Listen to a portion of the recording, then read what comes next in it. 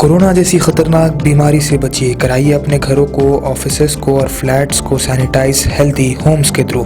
Screen पर दिए गए नंबर्स पर कांटेक्ट करिए। अस्सलाम वालेकुम नाज़रीन, आए नज़रते हैं आज की अहम खबर पर। आज की हमारी ये खबर है दुनिया को लेकर। क्या है दुनिया के हालात, क्या थर्ड वर्ल्ड वॉर होने वाला है या नहीं होने वाला है? क्योंकि दुनिया के तकरीबन कंट्रीज जो है अपने अपने पड़ोसी मुल्क से एक दुश्मनी सी हो गई है। अब एक मिसाल के तौर पर सभी दुनिया को ये पता है कि इंडिया और पाकिस्तान में किस हद तक दुश्मनी है, किस हद तक ये दोनों मुल्क एक दूसरे को पसंद नहीं करते।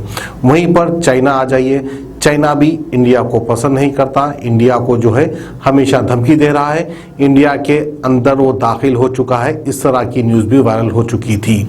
वहीं पर हमारे देश की हुकूमत ये कह रही है कि अभी तक चाइना हमारे देश के अंदर दाखिल नहीं हुआ। तो बहरहाल दुश्मनी सिर्फ हमारे एशिया, चाइना, इंडिया या पाकिस्तान इनमें ही नहीं है, बल्कि दुनिया के तकरीबन मुल्कों में इस तरह की दुश्मनी है।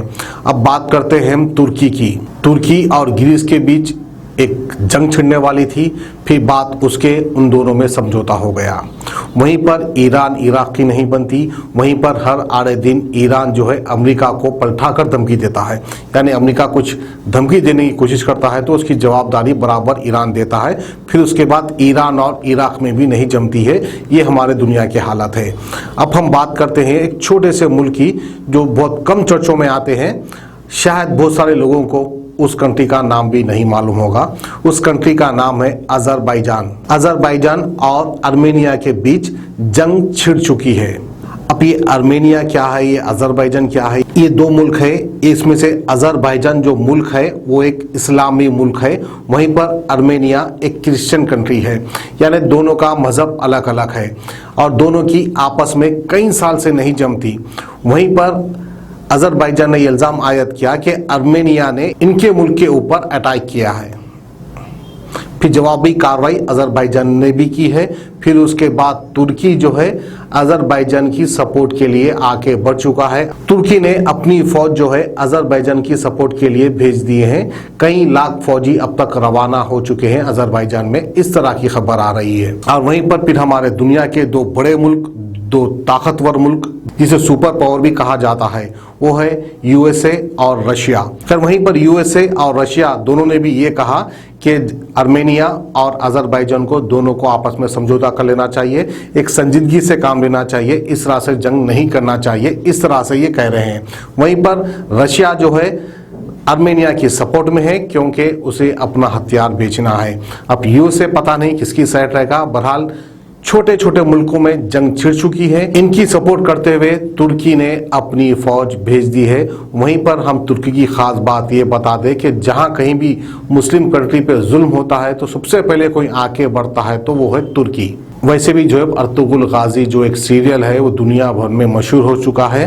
तुर्की की दास्तान उसमें बता रहा है कि तुर्की की आर्मी ने किस तरह से इस्लाम को बचाने के लिए जंग लड़ी थी। अब शायद फिर हो सकता है कि तुर्की की हुकूमत दुनिया में दोबारा वापस आएगी या नहीं आएगी, वो सोचने वाली बात होगी, वो देखने वाली बात होगी।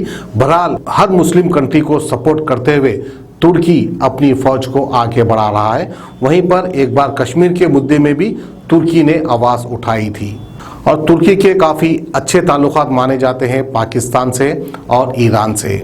अब तुर्की का सपोर्ट मिलने के बाद अजरबैजान क्या आर्मेनिया से जंग जीत पाएगा या नहीं, फिर सुपर ताकतें अपना अपना सपोर्ट किस किस को देंगी, ये शायद आने वाले वक्त में पता चल जाएगा। तो बहरहाल ये थी हमारी आज की खुसूसी खबर। छोटे कंट्रियों में जंग छिड़ गई है। अब हमें डर ये है कि कहीं ये छोटी जंग बड़ी ना बन जाए, दुनिया भर में ना फैल जाए। तो ये थी हमारी आज की खुसूसी खबर। हमें दीजिए इजाजत, खुदा हाफिज। मोहम्मदिया शवरमा पिछले 10 साल से सारे हैदराबाद की अव्वलीन पसंद। मोहम्मद इदरीस खान, मोहम्मद इमरान खान की लाजवाब पेशकश। मोहम्मदिया शवरमा पर आइए और शवरमा, कबाब, platter, grill chicken, chicken biryani खाइए या अपने घर पार्सल ले जाइए और अपनी दावतों के जायके को चार चांद लगाइए। हमसे कैटरिंग के लिए रब्त पैदा कीजिए और हमारी फ्रेंचाइजी के लिए भी कांटेक्ट कीजिए। हमारे ब्रांचेस मोहम्मदिया शवरमा, शमशाबाद, राजेंद्र नगर, रेती बली और pillar number 67 opposite Orient bank, Kadarbagh, Hyderabad.